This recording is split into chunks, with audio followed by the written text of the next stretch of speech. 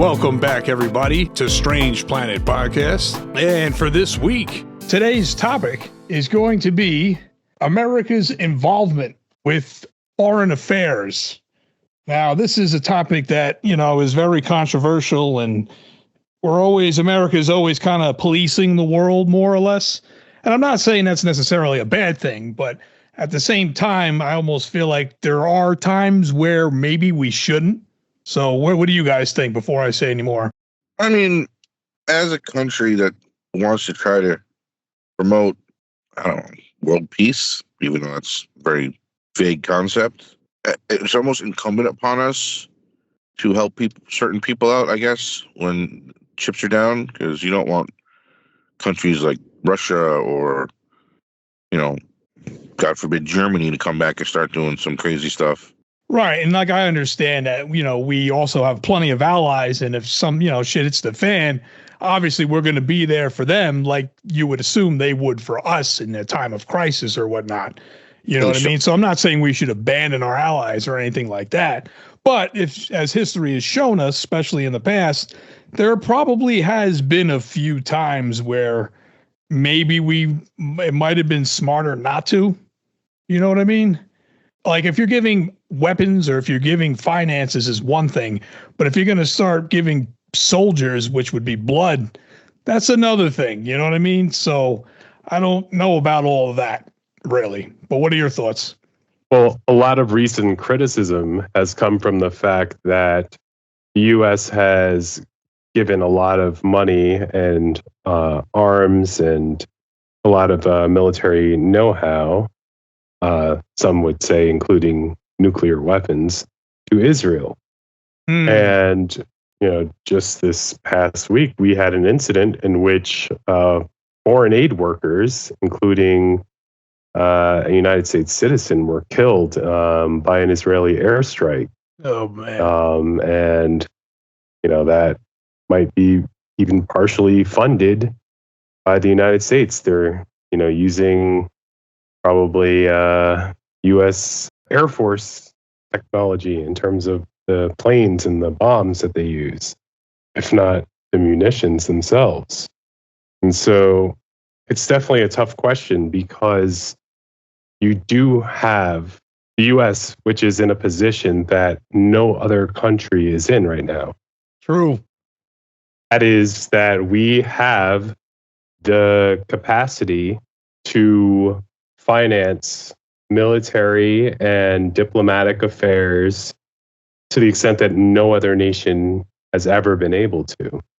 Very true. We are the police of the world because only we can be. No other country has the capacity to print money, basically, and have that money still be recognized as valuable. If other countries print money like that, it's not going to be valued. Right, right. The U.S. dollar is a standard, and we're very lucky to be the standard for the world. It may not always be the case, and it hasn't always been. But right now, we are uniquely situated such that we can use our power and influence in ways that no other nation can. Now, to quote a certain superhero, with great power comes great responsibility.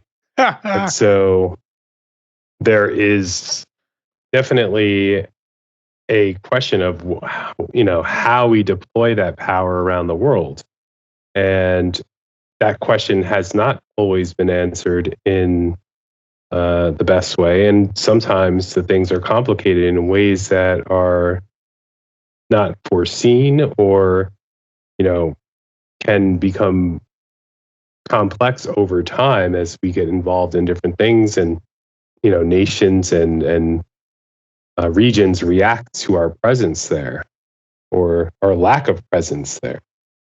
And so decisions that we make as a country, we are the only country who has the ability to basically be anywhere in the world, wherever we want, and everywhere in the world.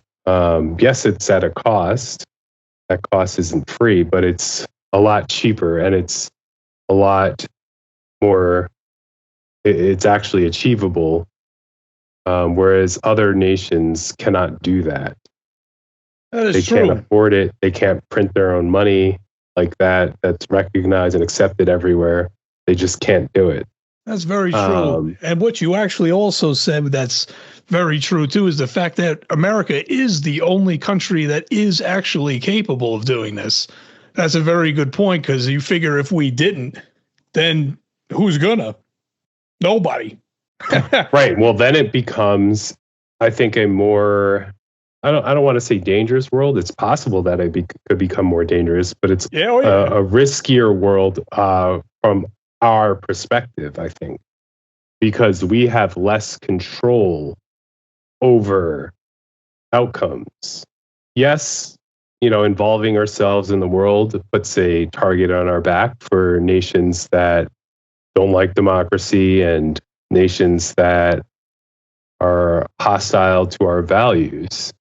But it also allows us to spread those values and to partner with people who are interested in upholding and defending those values around the globe.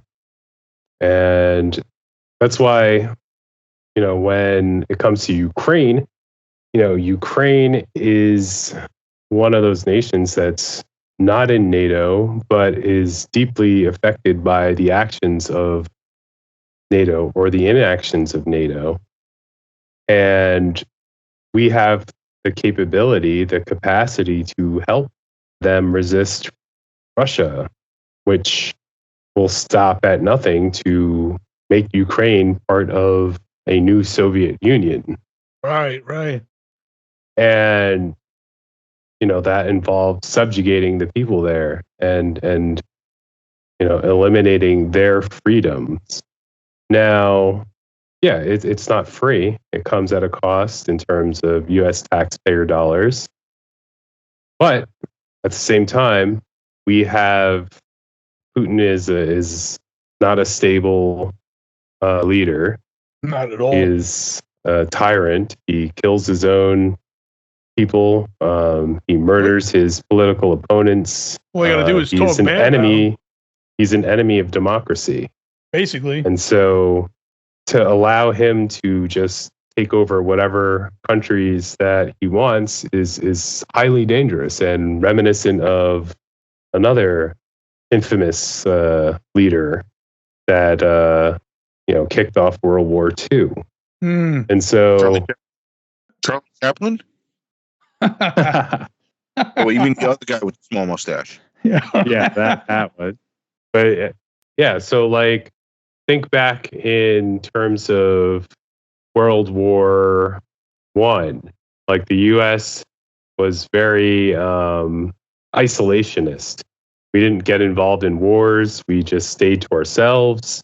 There was great resistance to actually joining the League of Nations, which we came up with, but then we didn't want to support and join. There was a great tradition in America of not getting involved in what George Washington called foreign entanglements. Famously in his farewell address, he warned the U.S. about getting involved in foreign entanglements. But America was a different nation then.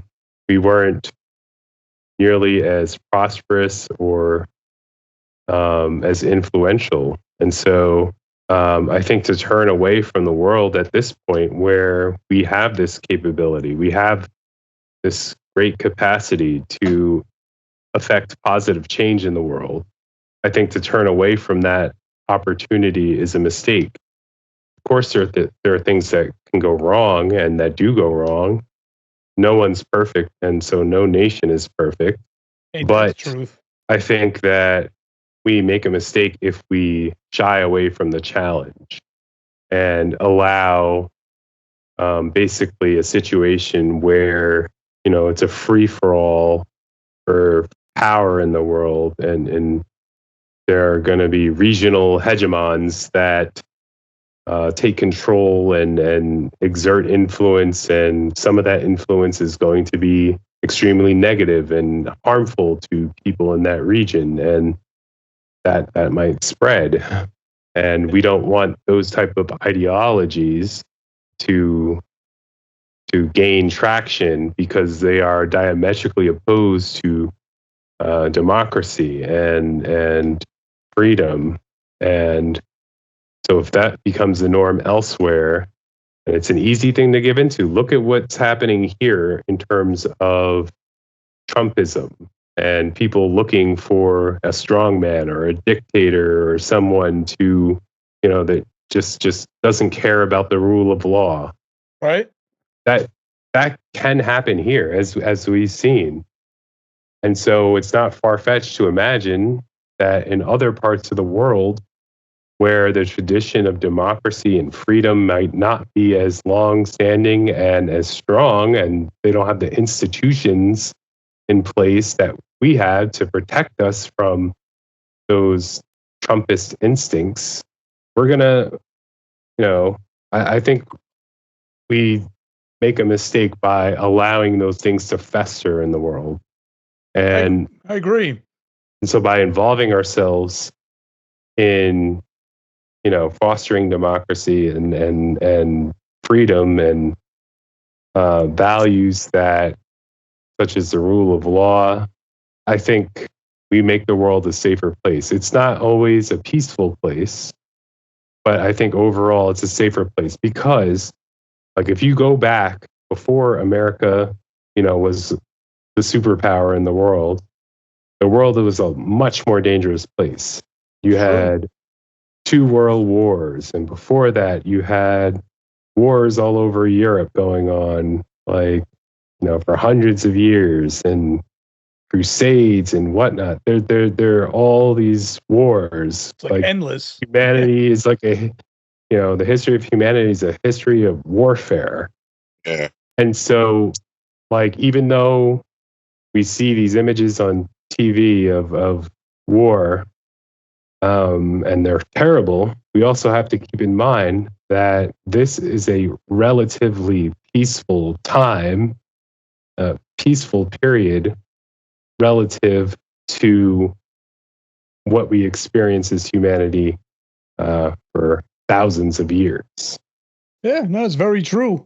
Plus, by America, kind of taking the lead in policing like we do, in a sense, it's like almost, I'm not going to say it puts our enemies in check, but it kind of restricts them from doing certain things out of impulse or anything too, because they're going to have to answer. You know what I mean? So like Iran just can't bomb somebody because they feel like it. You know what I mean? Or just using that as an example.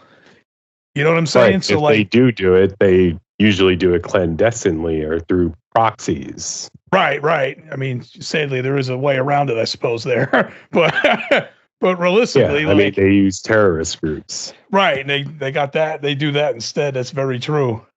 But they can't outright do what they want. They have to, kind of sneak and go behind people's backs, which, obviously is annoying and results in horrific attacks. But the alternative is them, being able to do whatever they want without restriction. Right. And, it might be a lot more brutal in that case. Exactly. Because, the overall cause of the policing that America does over the entire globe, that is to try to maintain the peace. There's no denying that. You know what I mean? So it's not like we're going around starting shit or nothing. If anything, we're trying to extinguish it and spread the word of democracy, more or less. Because if it's done correctly, it does work. But it's got to be done correctly. That's the key words. I'll put a pause on you there, G. I think that while we do have great intentions, I do think sometimes there is an agenda. You can't say that America is 100%, saint-like. That's fair. We have ambitions. So, I mean, the reason why we got involved in the Gulf War in the first place was our precious oil. Plain and simple. Fair. Yeah, that's fair. Had we had the technology to do the batteries ahead of time, would we have gotten involved? Maybe not. Maybe. War is a good moneymaker, apparently. So and that's probably also why we've been very, very friendly and nice to Saudi Arabia too. It's Yeah, not. It's not only. It's not only money. It's also a strategic interest. Like if we're dependent on certain places for oil, which and oil also, literally fuels our military. If oil is seized by countries that don't like us, that's not a good thing for us Right. in terms of our security. I mean, yeah, we produce our own oil, but we don't produce enough to feed our country and our military, the fuel they need. We have to subsidize it with outside stuff. But nowadays, it's a lot. We're a lot less dependent on Middle Eastern oil. And we get most of our oil, I believe, if not from here, then from Canada. That's true. And haven't we been doing more fracking pretty much now more than ever? Yeah. So, you know what I mean? So, like, you can't exclude that. So, we got our own kind of too. Oh, yeah. And we're also progressing in terms of, having a lot of alternative fuel. Right. Solar, wind, electric. Yep. So it's coming along, but could it be faster? Sure, but oil companies ain't gonna like that. we're becoming more energy independent. We are. That's true, and I feel like the real future is the electric cars. Like it's came a long way in even just the past 10 years, but I feel like as we get closer and closer and move into the future, there could be a time where you might not really see as many gas pumps and you might start seeing more of these electric kind of units posted up and stuff. I mean, some of them are around right now. They're just not everywhere yet to start. You know what I mean? In a cleaner direction, that is, I guess, and a less oil dependent. Not to change the subject, but the standpoint. You guys do agree that World War III will eventually happen, right? It's not that it's not going to happen. It's an inevitability that eventually World War III will happen. That's what do you mean by World War III? For real. I mean, a global conflict. A global conflict, whether it's between two sides, three sides, whatever. Eventually, the human race, in whole is more like. So you could argue that we're already, engaged in World War III, but it's not. I'm talking a scale, like most of the countries of the world get involved, kind of a situation. Yeah, we're pretty much close in global conflict with Russia and China, and it's not like direct military conflict. I think that type of engagement between world powers might be a thing of the past because our destructive capabilities are too great to, go all out against each other. So, we kind of have to resort to a lot of clandestine work that goes on behind the scenes to, sort of sabotage and destroy and degrade capabilities of our adversaries, but not necessarily, open warfare.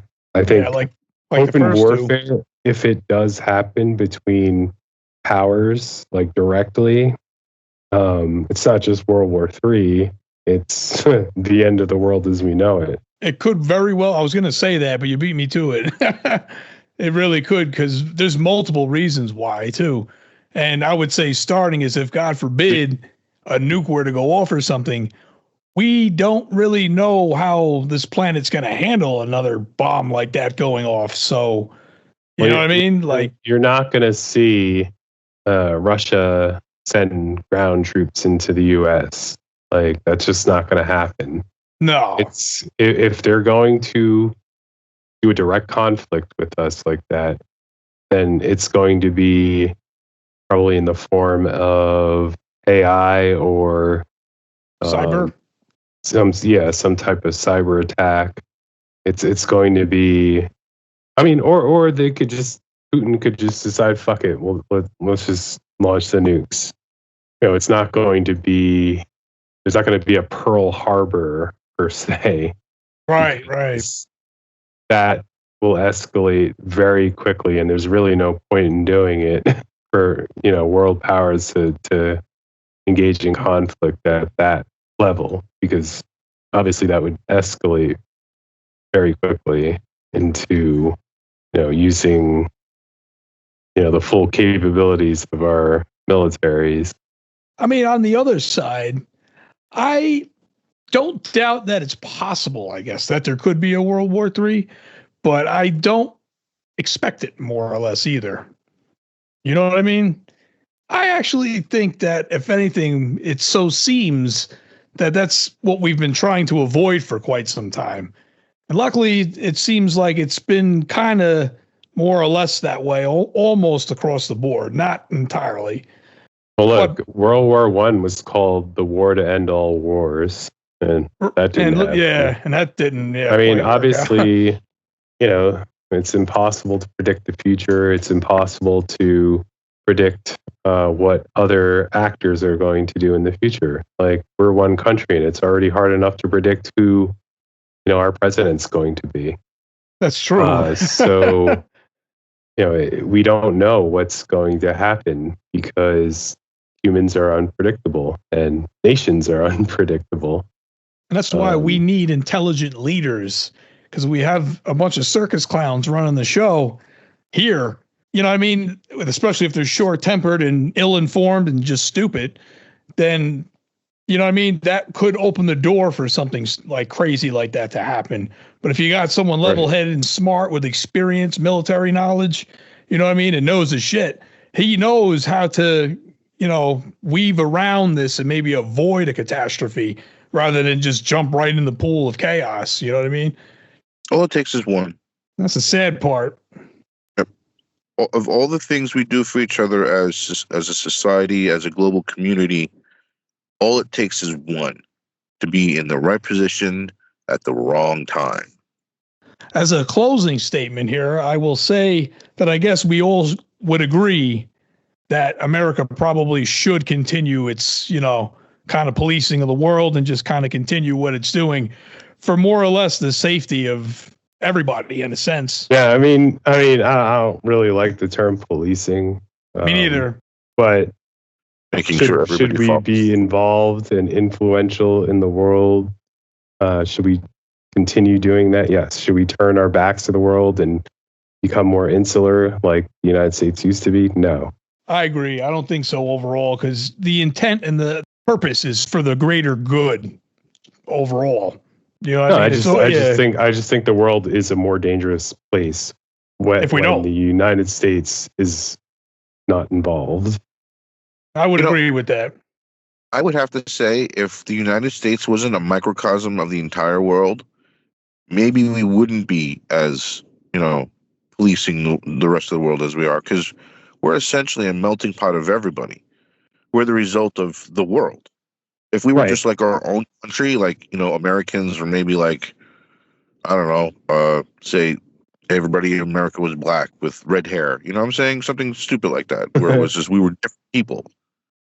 Right, but you also have to remember, we're a country that fought a brutal civil war, and also, had people storm the Capitol and shit. Like, that's true. That's also true. This isn't necessarily a completely peaceful country, and there's definitely a lot of conflict. But it's more stable than I'd say, a lot of the world at large. Yeah, I would agree with that. I would too. You're very right about that. Despite all of our flaws, we're still better off. Yeah, that's actually the best way to look at it. It really is. So there's no reason to pull out now. Unless we re-elect Trump. Oh, Christ. That's what I meant before. And all bets are off. Yeah, that's what I meant before about intelligent leaders. And if we put someone like that in again, God will only know. You know what I mean? It's just not a good idea whatsoever. You guys remember the 4 years of his presidency where, like, the rest of the world was like, America, are you okay? We're concerned for us. Yeah. That's very telling. A lot of the European countries were saying that too. And even when it came to election 2020, a lot of them were saying, you guys better vote Democrat. Luckily we did, and Joe Biden won. But yeah, like, Christ, that could have been disastrous, mean, it's already disastrous. We have the most criminalized presidential candidate still up for candidacy and being backed by half of our government and half of our people. It's just like, I mean, yes, ex-President Trump is not necessarily Hitler now, but He wins again. You never know. That's all I'll say. Yeah, he's already been thrown the dictator card out there. So, you know what I mean? So that's a big hint to run the other way if I've ever seen one. We as a species are doomed to repeat our past. I mean, though we have the knowledge of things that have happened in the past, eventually we're going to do things again. So, I mean, could this be another, potential Stalin or Hitler, or who knows, should he get power? Is he going to get hungry like he wants to take over Mexico and then Canada and then South America? It's just. Well, the real truth of the matter is this country's never really been under a dictatorship. It's been a democracy for the most part, if not entirely. So if, God forbid, Trump were to win and then decide to try to run this as a dictatorship, one, I don't think he's going to be able to do it very well, but he's going to try his hardest by putting all of his crones in certain seats and political, chairs, and he's going to try to almost rig it his way in a sense. And then he'll, say it was rigged against him when it comes down to it. But that's the circus of Donald Trump. He absolutely has to rig it for himself, because him alone won't be able to turn it, the United States democracy into a dictatorship.